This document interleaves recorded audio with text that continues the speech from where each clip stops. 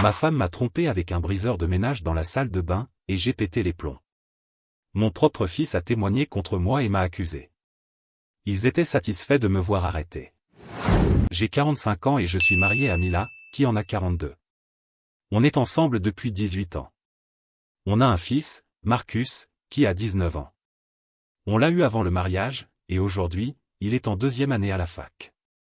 La maison où on habite appartenait à ma grand-mère. Je l'ai héritée 5 ans avant de me marier, donc elle est dans ma famille depuis des décennies. Mercredi dernier, j'ai décidé d'abréger un voyage d'affaires. Je devais rentrer vendredi, mais j'ai réussi à tout terminer plus tôt et à rentrer à la maison sans prévenir. Je voulais faire une surprise à Mila, j'ai même pensé à m'arrêter à sa pâtisserie préférée, mais j'ai laissé tomber. En arrivant devant chez moi, j'ai tout de suite trouvé un truc bizarre, le rideau du salon était tiré, alors qu'il faisait grand jour. Mila laissait toujours cette fenêtre ouverte pour laisser entrer la lumière. J'ai ouvert la porte avec ma clé et j'ai lancé. « Chérie ?» Je suis rentré. Pas de réponse. J'ai commencé à monter les escaliers et j'ai entendu l'eau de la douche. C'était étrange, elle ne se douche jamais dans plein après-midi. J'ai continué à monter, et là, j'ai entendu des voix. Deux. L'une d'elles était clairement masculine, mais je ne la reconnaissais pas. Et puis, j'ai entendu le rire de Mila. Un rire que je n'avais pas entendu depuis des années. Je suis resté là, figé, essayant de me convaincre que je faisais erreur. Mais plus je m'approchais de la chambre, plus tout devenait clair. La porte de la salle de bain était entr'ouverte, et à travers le verre dépoli de la cabine de douche, j'ai vu. Je ne me souviens même pas d'avoir pris la décision d'ouvrir la porte. Tout ce que je sais, c'est que j'ai ouvert la cabine en grand. Et là, elle était là, avec un type d'une trentaine d'années, cheveux bruns, corps athlétique, complètement nu. Le mec, j'ai appris plus tard qu'il s'appelait David, a levé les mains et a dit, « Du calme, je peux tout expliquer. » Mila a crié et s'est emmitouflée dans une serviette. J'ai hurlé au gars de dégager de chez moi immédiatement. Il a dit qu'il allait s'habiller et partir sans faire d'histoire. Mais j'ai décidé que ça n'allait pas être si simple. Peut-être à cause de son calme, comme si tout ça n'était qu'un petit contretemps. Peut-être parce qu'il était sous ma douche, dans la maison que ma grand-mère m'avait laissée. Je l'ai attrapé par les épaules et je l'ai plaqué contre le mur de la salle de bain. Il a essayé de me repousser, alors je lui ai mis un coup de poing. Puis un autre. Mila hurlait que j'arrête. Il est tombé au sol, les mains sur le visage, le nez en sang. Je pense que j'ai arrêté uniquement parce que le sang m'a ramené à la réalité. Je me suis reculé et je lui ai dit qu'il avait 5 minutes pour dégager avant que j'appelle la police. Il a attrapé ses fringues en vitesse et est parti à moitié habillé, toujours en sang. Mila l'a suivi. Maintenant, elle me traite de psychopathe violent et dit qu'elle va aller vivre chez sa sœur. Elle affirme que j'aurais pu le tuer et qu'elle a peur de moi. Elle menace de demander le divorce et une ordonnance d'éloignement. Hier, Marcus m'a appelé. Il m'a dit que sa mère lui avait raconté ce qui s'était passé. Il m'a dit qu'il ne pouvait pas croire que j'avais agressé un innocent et qu'il avait honte de moi. J'ai essayé d'expliquer que cet innocent baisait sa mère dans ma salle de bain. Il m'a répondu que ça ne me donnait pas le droit de frapper qui que ce soit. Je sais que je n'aurais peut-être pas dû le frapper, mais je l'ai surpris avec ma femme sous ma douche, chez moi. Franchement, je pense que n'importe qui avec un minimum de bon sens aurait réagi pareil. Mon frère m'a dit que j'aurais dû appeler la police. Mais appeler la police pourquoi? Coucher avec la femme de quelqu'un, si elle est consentante, malheureusement, ce n'est pas un crime. Mise à jour 1. Eh bien, une situation déjà catastrophique est devenue tout simplement insupportable. J'écris ça depuis une chambre d'hôtel, parce que je ne peux même plus mettre les pieds chez moi. Ce David, oui, l'amant de ma femme, a décidé de porter plainte. Et devine quoi? J'ai été arrêté vendredi matin, au travail. 2 policiers sont arrivés vers 10 heures, en pleine réunion avec des clients. Ils ont été professionnels, certes, mais il n'y a rien de discret dans le fait d'être menotté en plein open space.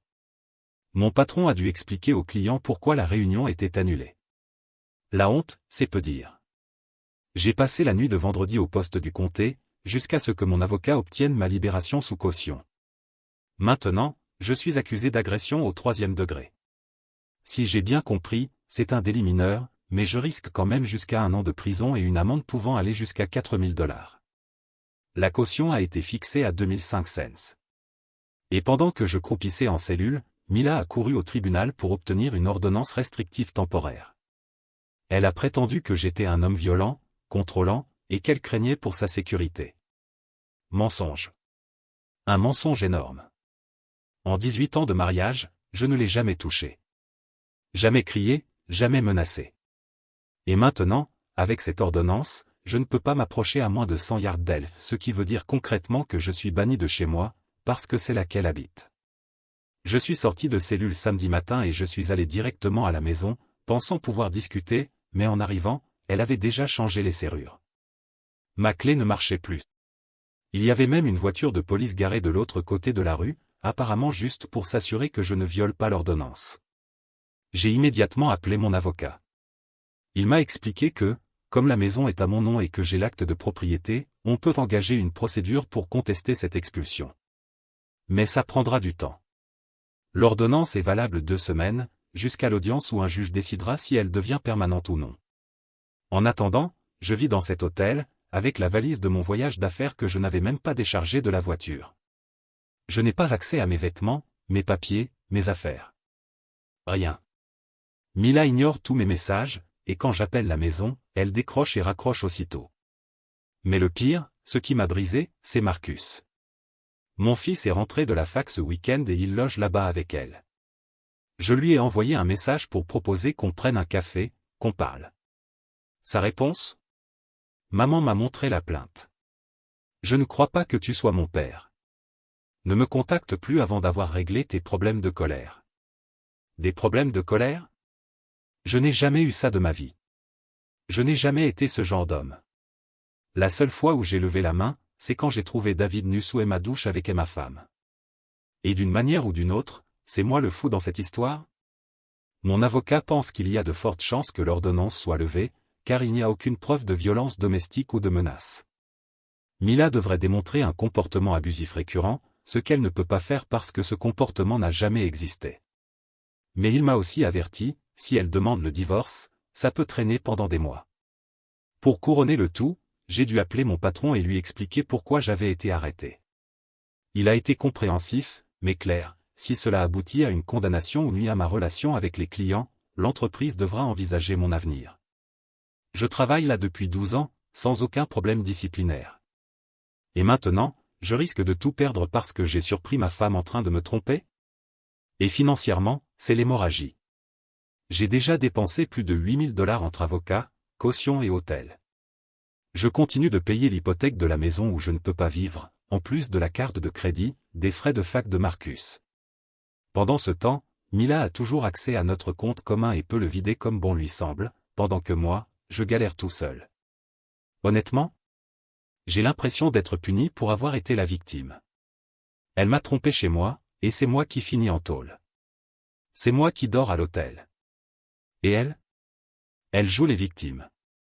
Dis-moi, dans quel monde ça a du sens ? Mise à jour 2. L'audience concernant l'ordonnance restrictive a eu lieu il y a 3 semaines, et laisse-moi te dire, ça a été une vraie gifle. Pas seulement de la part de Mila, mais surtout de la part de mon propre fils. Commençons par le seul point positif, mon avocat avait raison. Mila n'a pas réussi à prouver le moindre acte de violence domestique ni la moindre menace. Le juge a reconnu que ce que j'ai fait à David était condamnable, oui, mais que c'était un incident isolé. Il n'y avait aucun schéma de comportement agressif envers elle. L'ordonnance a été levée, et j'ai retrouvé le droit de revenir chez moi. Mais c'est là que tout est parti en vrille. Devine qui est venu témoigner. Marcus.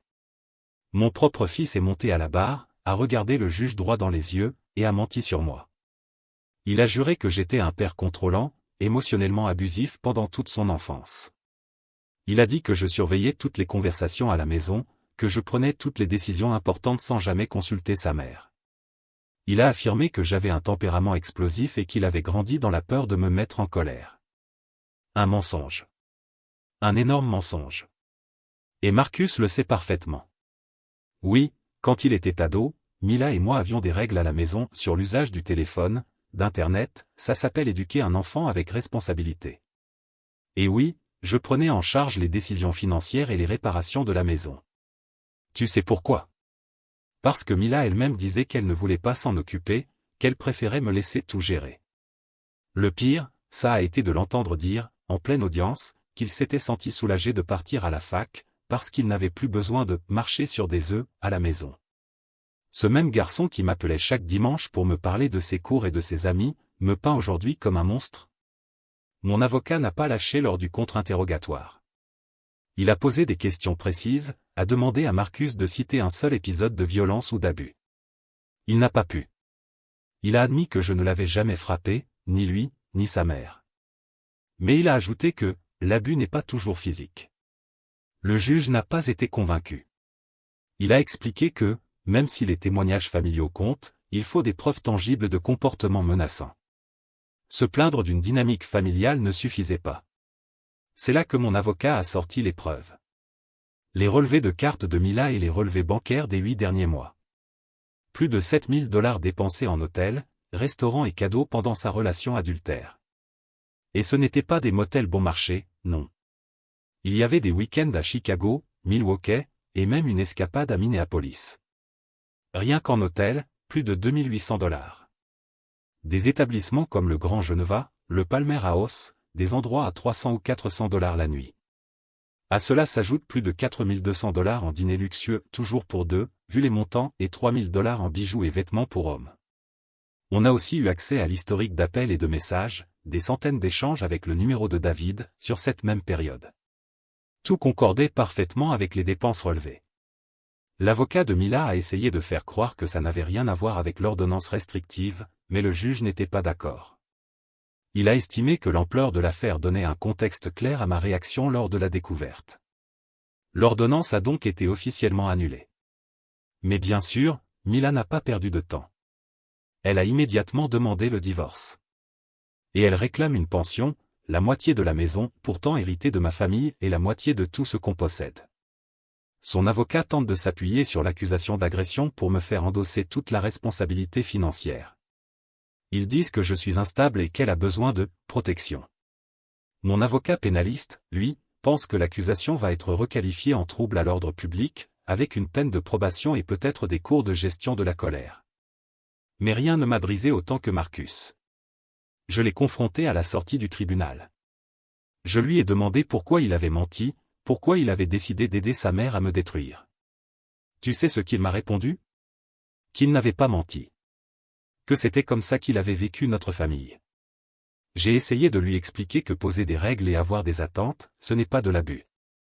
Que toutes les décisions que j'ai prises, c'était pour maintenir notre famille debout. Il m'a dit, c'est exactement ce qu'un abuseur dirait. Et je suis fier que maman t'ait enfin tenu tête. Depuis ce jour, je n'ai plus eu aucun contact avec lui. Il vit avec Mila, chez sa tante. Tous les deux m'ont bloqué. Mon frère me dit que je devrais essayer de recoller les morceaux avec Marcus. Mais comment reconstruire un pont, quand ton propre fils t'accuse d'abus devant un juge? Le divorce s'annonce comme un véritable champ de bataille. Je suis revenu dans ma maison, mais elle ne ressemble plus à un foyer. Parfois, je me surprends à penser que j'aurais peut-être dû me contenter de partir en silence, le jour où je les ai surpris. Déposer une demande de divorce discrètement, éviter cette humiliation, ce cirque. Mais maintenant, il est bien trop tard pour ça. Mise à jour 3. Le divorce a été finalisé la semaine dernière. Et pour être honnête, le résultat a été bien meilleur que ce que j'imaginais. Le juge n'a pas cru aux mensonges de Mila sur l'abus et le contrôle. Les preuves de la liaison ont tout changé dans l'accord. Résultat? Elle n'a pratiquement rien obtenu. Le juge a statué que la maison restait à mon nom, puisqu'il s'agissait d'un bien hérité. Mila a tenté de réclamer une compensation pour les améliorations faites au fil des ans, mais mon avocat a prouvé que les rénovations importantes, cuisine, sous-sol, toiture, avaient été entièrement financées par mon salaire, et non par des fonds communs. Au final, elle a reçu seulement 12 000 $ comme compensation. Pour le reste des biens, la division s'est faite selon la contribution et le comportement de chacun. Elle a gardé sa voiture, ses affaires personnelles, et 25 000 $ de notre épargne commune. Moi, j'ai gardé ma voiture, mes comptes retraite, et tout le reste. Aucune pension. Pourquoi? À cause de sa trahison, et parce qu'elle est parfaitement capable de travailler. Elle a un diplôme universitaire et de l'expérience. Le juge a été clair, elle peut subvenir à ses besoins seule. Le meilleur moment de l'audience? Quand l'avocat de Mila a tenté de convaincre le juge qu'elle avait besoin de plus d'argent, parce qu'elle repartait à zéro après des années de dépendance financière. Le juge a littéralement éclaté de rire. Il a dit, quelqu'un qui dépense 10 000 $ en hôtel et cadeaux pour son amant sait manifestement très bien gérer son argent. Mila a complètement craqué à l'annonce du verdict. Elle s'est mise à pleurer, disant que ce n'était pas juste, qu'elle avait sacrifié sa carrière pour la famille. Encore un mensonge. Elle avait choisi de travailler à mi-temps, puis elle a tout arrêté il y a 3 ans parce qu'elle en avait marre des jeux politiques au bureau, pas parce que je l'y est forcé. Le juge a été catégorique, l'infidélité a des conséquences. Et utiliser l'argent du couple pour entretenir une liaison est une violation grave du devoir conjugal.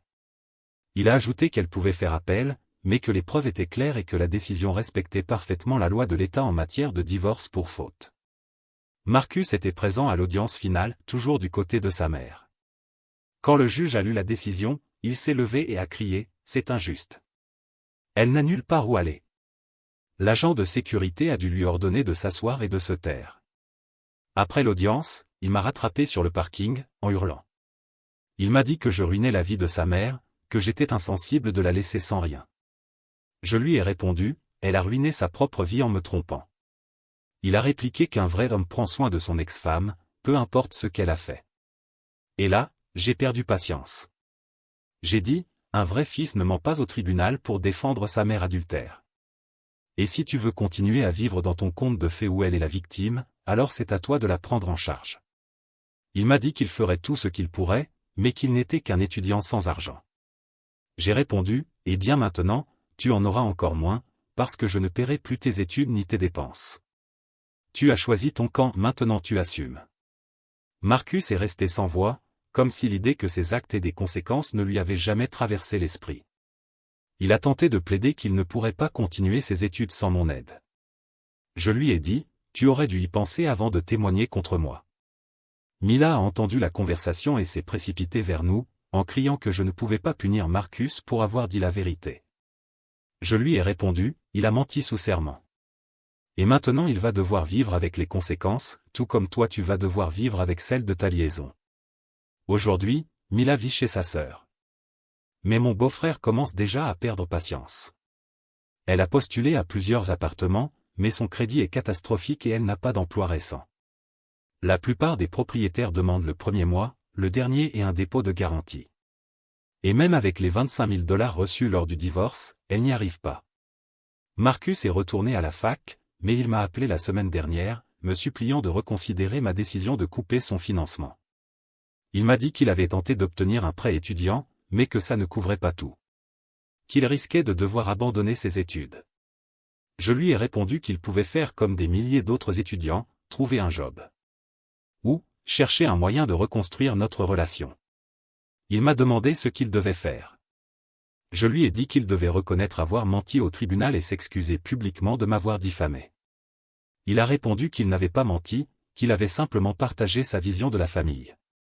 Je lui ai dit que sa vision avait failli me coûter ma maison et ma stabilité financière. Et que je n'étais pas intéressé par une réinterprétation des faits.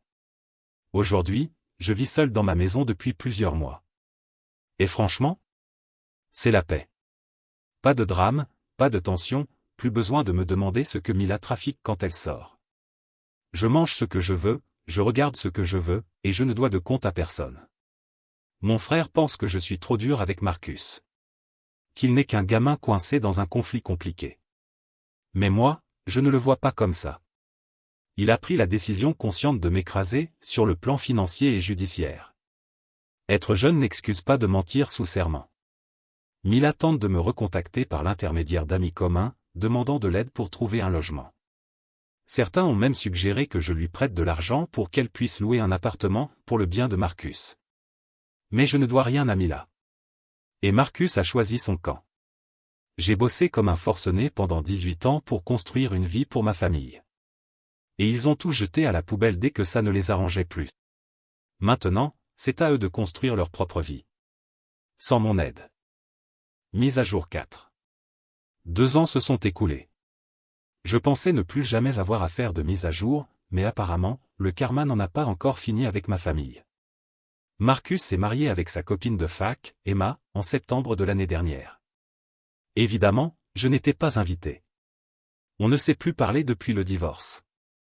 J'ai appris la nouvelle par mon frère, qu'il avait entendu d'un autre membre de la famille. Mila a financé le mariage avec de l'argent emprunté, essayant de faire croire qu'elle allait bien financièrement.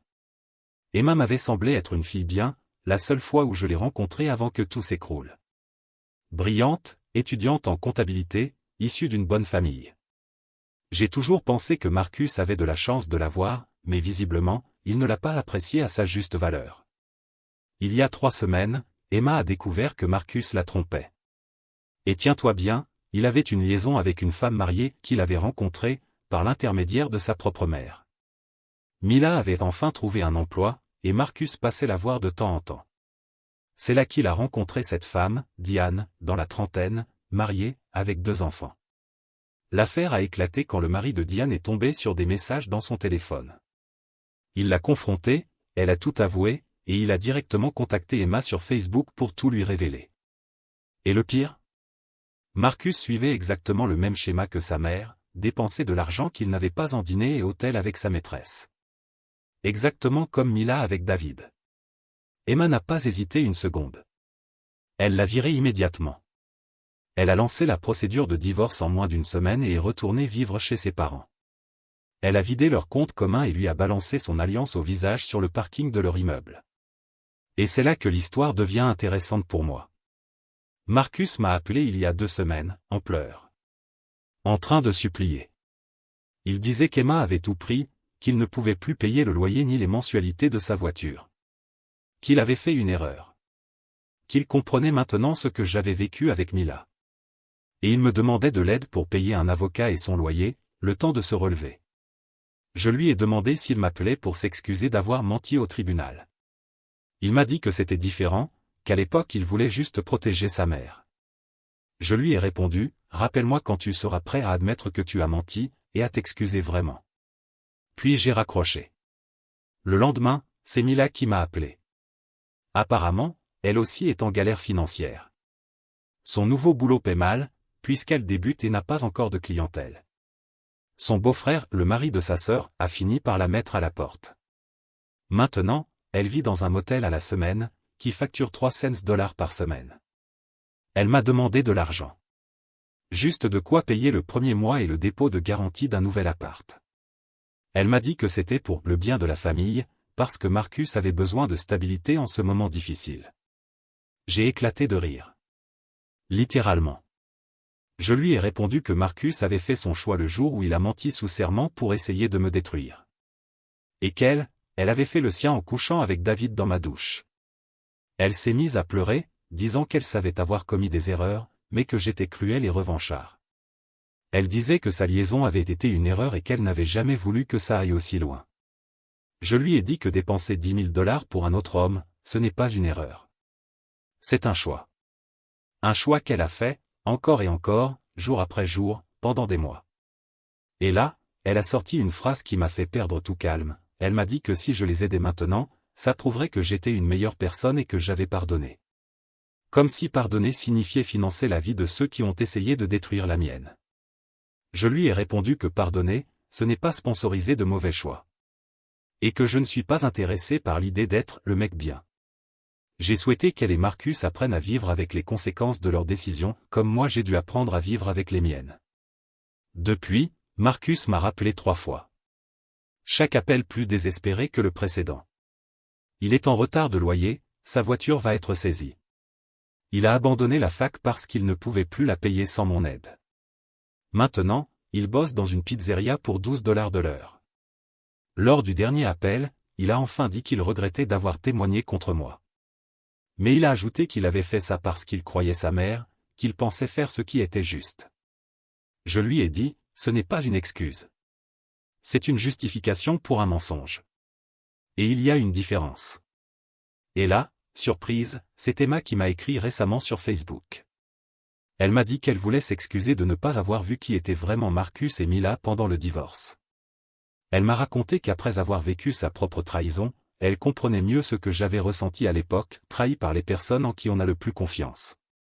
Au final, je suis épuisé par eux deux. Ce sont des adultes. Ils ont fait leur choix. Maintenant, c'est à eux d'en assumer les conséquences. J'ai passé trop de temps à tolérer les comportements de Mila et à résoudre les problèmes de Marcus. Je ne suis plus le filet de sécurité de personne. Ils ont brûlé ce pont le jour où ils ont tenté de me détruire. Commentaire Monsieur Reddit. Ah, le karma, ce bon vieux colocataire qui arrive toujours en retard mais qui ne manque jamais un rendez-vous important. Marcus voulait jouer au fils modèle en défendant sa mère adultère au tribunal. Résultat, divorcé, ruiné, et coincé entre une pizzeria et des regrets. Quant à Mila, elle découvre enfin que le motel hebdomadaire n'a pas de spa inclus. Comme on dit, chacun récolte ce qu'il sème. Dommage qu'ils aient planté des cactus.